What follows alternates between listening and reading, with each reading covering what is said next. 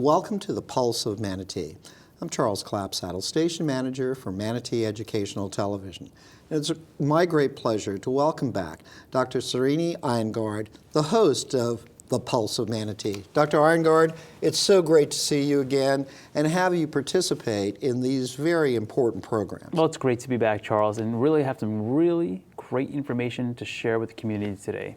And it is, and I can't wait to get to it. But before we start, Dr. Iyengar, we've had the privilege of working with you for quite a few years now, and you've brought some wonderful information. But something very important has happened to you and your career, and you've been given a position over at Manatee Memorial. And tell us a little bit about that and the importance of that position. Yes, definitely. It's been a tremendous growth process over the last couple of years, especially in the technology sector for cardiovascular medicine.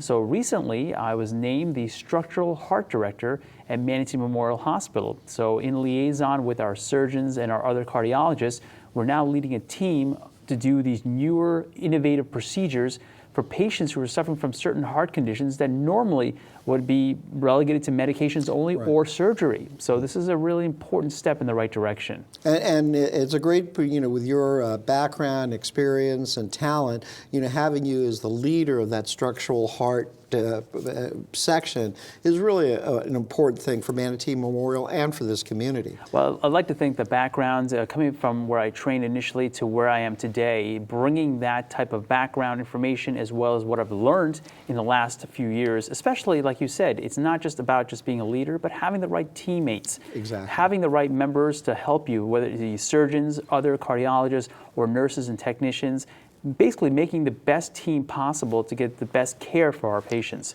So I really believe right now we're in a setting where this is the optimal time. It's very exciting. And today we're going to discuss some of those unique things. But first, we're going to welcome you back to another season of the Pulse of Manatee, where you're going to be bringing in different physicians and surgeons and technologists to talk about some of the great things that are happening. Yes, and that's the thing. It's not all about just technology. There's alternate ways of treating patients, different medicines, different types of studies that are ongoing. We'd really like to get more information, because the best thing I can tell everyone watching right now is that there's a lot of cutting-edge issues going on in medicine right now, and Bradenton, Manatee County, has a lot of those things ongoing. So it'd be really interesting to talk about those topics. And we're very excited about it and discuss some of those things on today's program. And one of those key things that you've been involved with and have been on the leading edge of for quite a while is the mitral valve repair. And this is a really unique service. First of all, tell us what that is and some of the unique things. And I think we have a video that we'll show in just a moment. Yeah, before we get to the video, I'd like to tell everyone that mitral valve is one of the 4 heart valves in the body, in the heart itself. The mitral valve connects the atrium, the left atrium, and the left ventricle. What that means is that mitral valve, when it gets regurgitant or when it gets incompetent or starts becoming floppy, to use the most basic word, blood goes from the left ventricle back into the atrium, into the lungs, making people short of breath. It's key that people who have severe mitral regurgitation, or MR, are usually patients who have really bad shortness of breath and heart failure. So the gold standard, Charles, to be very honest, and I want everyone at home to understand this, is surgery for these patients, because a surgically repaired valve really does best in the long term. It really does make the big difference. For patients who cannot have surgery, this is an alternative therapy. We have this therapy called the mitral clip, which actually can reduce the mitral regurgitation across this valve and hopefully make patients feel a lot less shortness of breath. And this is a unique process. Is this a new process, a developing process? This is a technology that's been studied for about the last 10, 15 years. It's been commercial use probably the last 4 to 5 years. We've been doing this at Manatee Memorial for the last 3 years, and we've had nearly 100 cases that have been performed, and our success rates are excellent. And I would tell you that in the right patient, this will make a difference. So again, it's about patient selection, making sure that the patient isn't a surgical candidate first, but if they are not a surgical candidate and they are suffering from these symptoms and they have the right anatomy, this could make a difference. And it's not for everybody. Definitely not. It is. That's why a team approach to these patients is very important. It's not just one physician, but a group of physicians, including surgeons, Dr. Galino being our head of our mitral clip program as well, determining whether these patients are adequate surgical versus mitral clip patients. So if you don't mind, would you take us through, and we're going to take a look now at at some animation of a mitral clip repair. Let's go ahead and get started. We're going to take a look at it, and I'm bringing it up. So quickly, we're just showing an animation of the veins in the body. We're going through the common femoral vein in the groin, go up to the heart, and once we get to the heart, we actually puncture the septum internally. The patient does not feel this at all, but we go through from the right to the left side of the heart. Now we introduce a catheter, and this is the mitral clip itself being introduced. We steer the device to face the mitral valve, which is the floppy structure at the bottom of the screen. We then advance this clip, and we basically place it across the valve after we've carefully manipulated it, making sure that it's not going against the walls of the heart. I see. And that's the clip opening. So in that shape, that's basically what we want to see once the clip actually crosses the valve.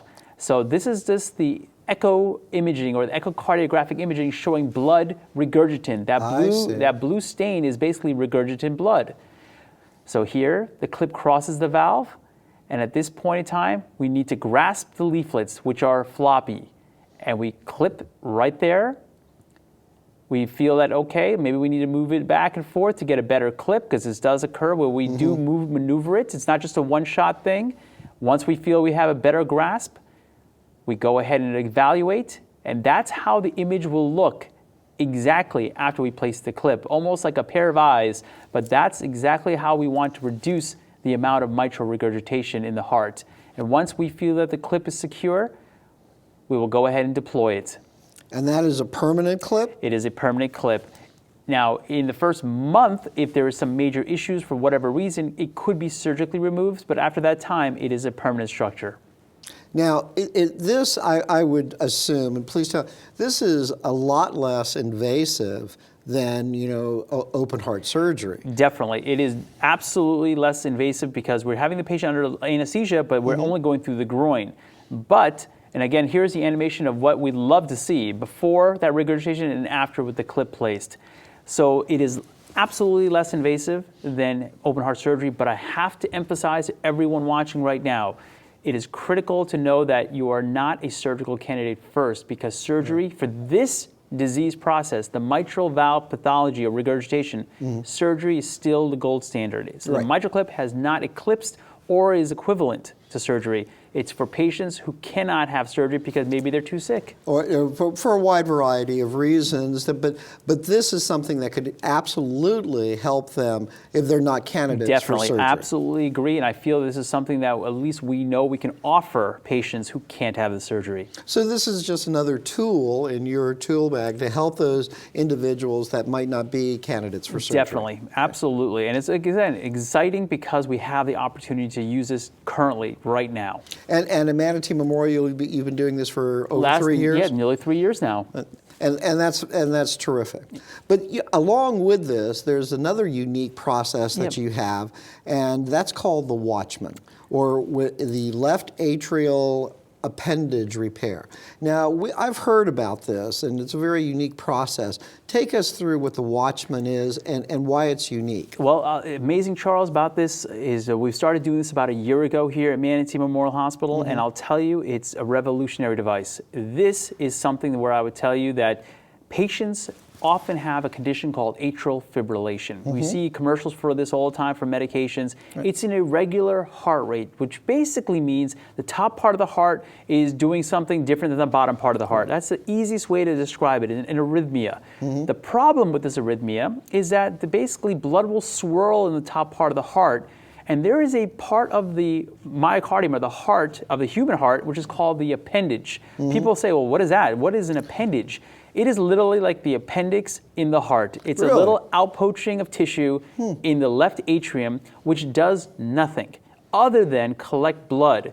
So when the heart is swirling like it does in atrial fibrillation, the blood swirls and collects and coagulates in this In appendage. that appendage. In that little appendage. So if a patient with atrial fibrillation has, say, one normal beat out of 10,000, that one beat can basically squish that little stuff out of that little appendage, and it can go up to the brain or anywhere else, causing a stroke. Hence why AFib is related to stroke. We always say people who have AFib should be on some blood thinning if they have a high risk score. We call it a CHADS VAS score, which is an acronym for congestive heart failure, hypertension, age over 75, diabetes, stroke, and vascular disease, and age over 65. Now, your doctor should be able to calculate this for you very quickly in the office. And then by that calculation, they the will risk score. recommend, and they give you a call. Exactly. Basically, the risk score should be set with that. But the thing is, the truth is, Charles, patients have a hard time taking blood thinners.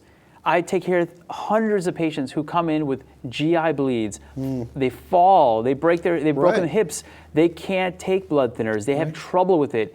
Or the newer medications like the Eliquis, the Xarelto, the Pardaxos, the ones you see the commercials for, well, a lot of patients can't afford it. It's just not reasonable for a lot of patients to take those medications. So they go back to the old standard, which is called Coumadin or warfarin. Right. The problem with warfarin is that they have to regulate their levels. So patients will say, well, I can't drink wine, I can't have green leafy vegetables. Right. And the problem is, what if it's too high? I can bleed. It's a constant adjustment that has to be gone. If it's too low, it's not doing its job. Right. If it's too high, it's going to potentially cause you to bleed. So patients have had trouble with it, a lot of trouble with it. So this device comes into play with those patients. Patients who have high risks for stroke, patients who cannot tolerate or have trouble tolerating their blood thinning medication, and have AFib or have a condition called paroxysmal AFib where they come and go into AFib. So these patients really are the ones that we used to say we're treating a rock and a hard place, because we didn't have anything to do before. If they bled, we would say, sorry, we don't know what else to do for you. This is an alternative. So this process then is another minimally invasive procedure that can relieve those symptoms, but at the same time kind of help that individual patient a normal life. Definitely. The goal is that we want, when we place this device, is for patients to not have to have an issue with bleeding in the future, but also to prevent a stroke, because our goal is both, get rid of the blood thinning, but also prevent a stroke in the future. And the Watchman procedure is another one that you and your team has been performing at Manatee Memorial for the last year, and we have done well over 60 some odd procedures. That's excellent. And it's amazing because there's just that many patients out there who need to have this type of therapy. If you don't mind, let's take a look now at the Watchman, the left atrial appendage repair, and see how that process works. And take us through that, if you could, Doctor. Definitely. It was coming up right here. So once again, we prep the patient and we go through the same right common femoral vein, which we went through, which is described with the mitral clip procedure. We go straight to the heart through the right atrium, and you'll be seeing the catheter appear there. And before we do that, we're showing the animation of that appendage, the appendix of the heart that I mentioned. And that's that little thing that's jutting out there. Exactly. It's that little piece of tissue that's sticking out, and that tissue is where the clot will coagulate. So here we come up with the catheter, and we make a puncture from the right to the left side of the heart. Again, the patient will not feel any of this. They're under anesthesia. We go through the heart here. We put a wire into the area of the appendage. And then we replace it with the catheter to get a better estimation of the size of the actual appendage. And there's typically 3 types of appendage. It's very complicated medical terms. Broccoli. It's easy to remember. Second one is called the chicken wing. And the third one that we see here is called the windsock. Yes, these are very, very complicated terms. And those easy to remember. Exactly, and you'll be amazed when we start talking about this to other medical professionals. They think we're joking, but this is literally what we will call them. So once we place the catheter into this appendage, we measure the exact sizing, and this is under echocardiographic imaging as well as fluoroscopic under the catheterization table. We make sure we have the correct size, because again, the critical is making sure we're not just putting a device in of any size. We have to make sure the exact size is there. We inject some contrast to really facilitate the imaging of what we're seeing there. And at that point, we remove that little catheter, and we decide to go ahead and place the device. So at this time, the device is moving through the catheter. comes out of the device, and here we gently start pulling back the catheter to release it. And once you see it release, it's like a cork on a bottle. I tell that to all my patients. It's literally putting a cork on the bottle. We want the cork to sit perfect. We do not want anything to get around that cork. We want it to sit exactly the way it is, that way preventing blood from getting into that appendage and causing clot. So that's sort of, the specificity of the measuring has to be exact. Exactly. And here, Charles, is how, as time goes on, this is what the body does to the Watchman. It absorbs it and basically forms tissue over it. So that is basically what the finished product should look like. So the body will not have this metal structure sticking out, but rather over time, there will be tissue development over it. Well, one of the key things that I saw in there is the fact that, by putting that Watchman in there, in an appendage that really doesn't do anything but coagulate blood, it's the preventive nature of it, especially for somebody who has those symptoms, they can live a long and happy life. Definitely. And Charles, that's the critical point here. I've had patients come to the office and say, I hate Coumadin, please put this in me. And I say, that's not the appropriate patient. Right. This is for the people who are suffering from bleeds, from falls, but yet have a high stroke risk. There are people who have had strokes potentially, who say, I don't want another stroke, but I bleed. Every time I even look at Coumadin, I bleed. I can't take it, so what do I do? And I told you, this is the rock and hard place situation. Exactly. Historically, doctors would really say, I'll put you on an aspirin and hope for the best. And I hate to say it, but aspirin's not good enough. You really do need to be on the more potent blood thinners. And if you have a history of bleeding, well, you know what? It used to be just tough luck. We have to kind of say, we have to deal with what we have at this point. Now, if they do have a suitable anatomy, the Watchman really takes that part out of the equation. It does. It would pass through there because you're surgically implanting a device that prevents that kind of coagulation from occurring in the first place. Exactly, and they can get off their blood thinners, and that's critical. So they won't have the bleeding risk, but they also won't have the stroke. So we're not just treating one of the problems, we're treating both, and that's the critical piece of it. Would you say that this type of procedure is good for most people? Well, that have the same kind of symptomatic. I would tell you down the road, Charles, the evidence when the research comes out, there might be more and more research supporting it. Right now, from a cost perspective, obviously the government's being very tight on who can get this. They're not saying this is for everyone. They're saying only for the people that we said had trouble taking blood thinning medication and have legitimate stroke risk. I got you. It can't be for the 35-year-old who hates Coumadin. It's got to be for more or less the older patient who had the higher stroke risk, who's had a GI bleed, who's tried these blood thinners. Exactly. So this process would be very, very beneficial for those. Definitely. People. But one of the great things, and I want us to take a little bit of time to discuss this, and it's a very unique thing, it's called the TAVR. The TAVR is the core valve transcatheter aortic valve replacement, or TAVR for short. But this is a really unique and innovative technique and process. Take us through that, and why is this such an important thing? And there's also big news about this that just came out within the last day or so. Tell us about that, first of all. Well, first, Charles, I'd like to take the audience and yourself back a little bit in time, about 10 years ago, where I did my fellowship. I performed my fellowship at Columbia University, New York, and Columbia was the first center in the country to perform TAVR. And that was the reason why I actually went to Columbia initially, to basically get my hands on exposure. So my first exposure was to this back in 2007.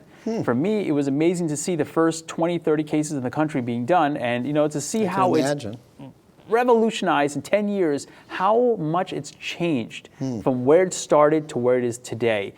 It is a technology that I will tell you, next to coronary stents, have absolutely changed the landscape of cardiovascular medicine. And the reason why is TAVR replaces the aortic valve. Now, the aortic valve is a valve that connects the heart to the aorta and to the rest of the body. It's one of the 4 valves, and when it gets tight, the symptoms are usually chest pain, shortness of breath, heart failure, lightheadedness. Historically, the only treatment for aortic stenosis has been surgical replaced valve. Now, though, TAVR has come into play, and the evidence has been mounting very fast in the last 5 years that it's shown that the valve, when especially placed through the groin artery, is equivalent, if not better, in patients who are high risk or inoperable than the open surgical valve. Better than surgery.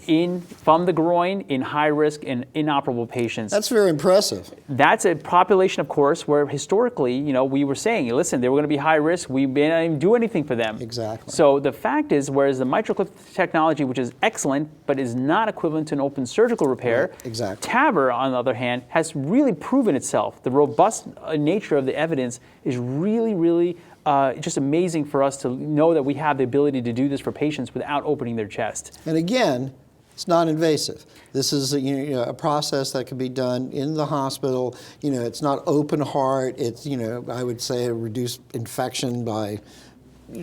It's a tremendous reduction of hospital stay, and the procedure itself, when I perform this, I've done this procedure in less than half an hour, and I've had patients home in less than 36 hours. That's tremendous. So I will tell you something, that you can have patients home walking basically back to their normal life within a week without rehab, without doing any major recovery. It's a really amazing procedure for the right patients. And again, I have to emphasize, the studies were initially done on inoperable patients, right, and then high-risk patients. So the fact that we're seeing the studies kind of move down the track of lower-risk patients is a really, amazing significant thing. It is very significant. So the TAVR valve, and there's two commercially approved valves currently on the market. Mm-hmm. There are the Edwards Sapien valve, and there's the Medtronic Core valve, TAVR valve, which we're going to show an animation of here to show everybody what it's like. Let's take a look at that if we can. Then I have some questions for you about some of the patients that you've helped.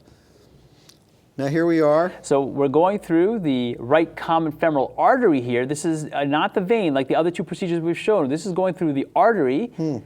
Going through the artery, the catheter moves its way up, and basically we're going to go around the aorta, and we already have a wire across this very tight aortic valve.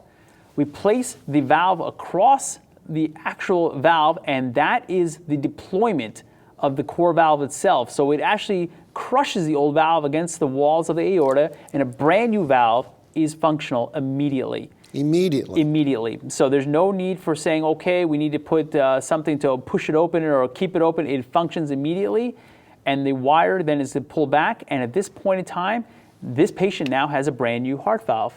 It's amazing. That's amazing. It is absolutely amazing. There's a simplicity to it of saying that you put that inside the valve, it opens up, and then that remains for many, many years. And at this point, we have evidence out to 10 years that the valve is functional. Now, of course, the argument is, well, that's only 10 years. But if you have someone who is 90 years old or 85 years old, and you place one of these valves and say, guess what? 10 more years. Not only that, in 10 years, I could probably go back and put another valve in that valve.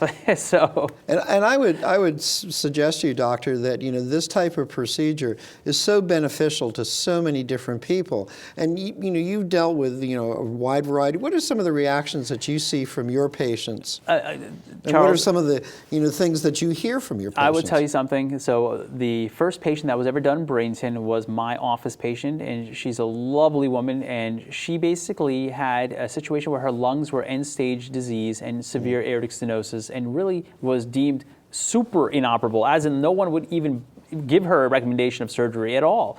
We performed TAVR on her because we knew she had no other options. And that was over 3.5 years ago, and I'm proud to say she's never been readmitted to the hospital in 3.5 years.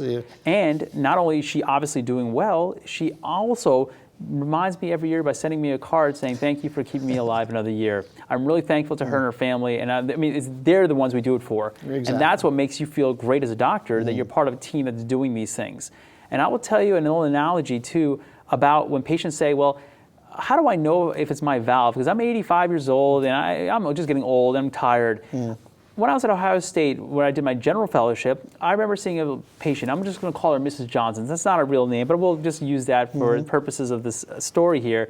Mrs. Johnson lived on the 3rd floor of an apartment building and used to have, or had, critical aortic stenosis. Her valve was very tight, but she denied any symptoms to me. Every time she came to see me in my clinic, I'm fine, doctor. And I had to say to her, well, what are your day-to-day activities? She's like, every week I get my groceries, my 2 bags of groceries, and I live on the 3rd floor of my apartment building. I carry them up, no problems. So I would see her for over 4 years period of time, checking her every 6 months. Her valve was getting tighter and tighter. And one day I just said to her, the valve was so critically tight. Mrs. Johnson, how are you feeling? And she said, feeling fine. You keep asking me that. And I said, well, you're not short of breath. You're not having chest pain. She's like, no. Then I said, are you still getting your 2 bags from the groceries, 2 bags of groceries from the store? Yes. Do you still live on the 3rd floor of your apartment building? Yes. How are you carrying these bags up 3 flights? And that's when she said, well, I don't carry them up 3 flights. I take the elevator. And that's when I realized it's not about the right answers, but asking the right questions. So when I asked her a little bit more about that, she told me she stopped taking the stairs years ago because she got short of breath doing that. So she said, and I said to her, well, why didn't you tell me you were getting short of breath? She said, you only asked me if I went to the grocery store. And I said, I still go to the grocery store. So that's the difference, is asking the right questions. And I think a lot of patients who are watching this right now will understand that, you know what? It won't be an overnight process with this valve. You won't just wake up one morning short of breath. It'll be a slow process. But still, it'll be a recovery. It'll be a recovery. And I think the fact that patients at home who are watching right now say, you know what, he's right. The reason why I don't have symptoms is because I don't do anything. I sit on the couch and watch TV, but I used to walk the dog. I used to go to the mailbox. I used to make the bed. This not is anymore. Not anymore. And that's not a part of age. That might be something else. That might be the valve. Exactly. And that's a very good point. And that's why it's really important to work with your physician to see what are those characteristics that you're having that physician and these processes can help with. Definitely. And like I said, Charles, the exciting news we were just talking about in the last 24 hours, the FDA has just basically approved the Edwards valve, the TAVR valve, for patients who are intermediate risk for open heart. And that's big news. It is very big news because now TAVR, as of last week, was only approved for high risk or inoperable patients. That meant if you were 75 years old and had only 1 or 2 risk factors, open heart was still the first-line therapy. Even if you wanted TAVR, you couldn't get it because you weren't high risk. It's not recommended. But now the risk score has reduced, and the FDA has now approved, and we're anticipating the other valve, the Medtronic valve, in a few months to be, again, basically come right along with it as intermediate risk. We're seeing all the valves kind of move in that direction. So, and I think that's huge news. But first of all, you know, for those patients that you see that are out there that, you know, would benefit from this type of procedure, now kind of move up a little bit, and they, instead of waiting and processing it, they can, you know, move ahead perhaps with these procedures. Because Charles, to be very fair, if this procedure wasn't as good as open surgical valve, I would tell you right now, we would need to still say, look, a hard look at surgery. And surgery is excellent in the right patients. Exactly. In a 55-year-old patient who has a malformed aortic valve, placing a mechanical valve in that patient makes sense because that patient will live the rest of their lives without having another procedure. If you get to a 75-year-old, an 80-year-old, I would tell you right now, the chances of them, you know, living a quality of life with this valve is there because we're giving them at least that 10-year span. Doctor, kind of unfortunately, excuse me, I could go on because this is fascinating. The technology, the talent, and all of the great skills that you bring to this is just fascinating, and it's great for this community to know about. But in the last couple of minutes, what would you like people to know about these procedures and the people at Manatee that are there and are available to answer questions or to even find out more about it? Well, at this time, Charles, we have 2 specific people that will be available for any person at home right now watching. We'll put the graphics up for their contact information. One is Erin Crowell. She is the MitraClip coordinator. The other one is Amanda Harrington, who is the Watchman and TAVR coordinator. They're both working at Manatee Memorial Hospital. We will have their contact information. So if any patient at home, person, individual wants to say, hey, you know what? I'm interested more about this, we'll put their contact info up. And I'm sure that there's great information and there's, you know, great outreach within Manatee for people that have, you know, questions about am I a candidate for it? Definitely. And that's the thing, is ask the questions. Don't assume also that just because you have this condition that it's the only thing, surgery is the only way or medicine's the only way. I want everyone to be an informed patient. Exactly. Go online, Google it, put something in your internet search engine, you know, look these subjects up, because I always feel that if they come into the office with some information, informed, I can talk to them through it, as opposed to having me try to explain or even look at it as selling the procedure. I'd rather them come in and say, listen, let's be a team on this. Dr. Ironguard, it's such a great pleasure to see you. And again, congratulations on your new position as the Structural Heart Director at Manatee Memorial. And again, thank you very much for sharing this critical information with us about the Watchman, the mitral valve repair, and of course the TAVR. And you know, we're going to welcome you back to host the program Definitely. with other physicians and caregivers and a wide variety of medical experts that can give this community insight and knowledge about their health. Thank you, Charles. Thank you, Appreciate Dr. being back. Ironguard, and thank you for joining us on this very special edition of The Pulse of Manatee.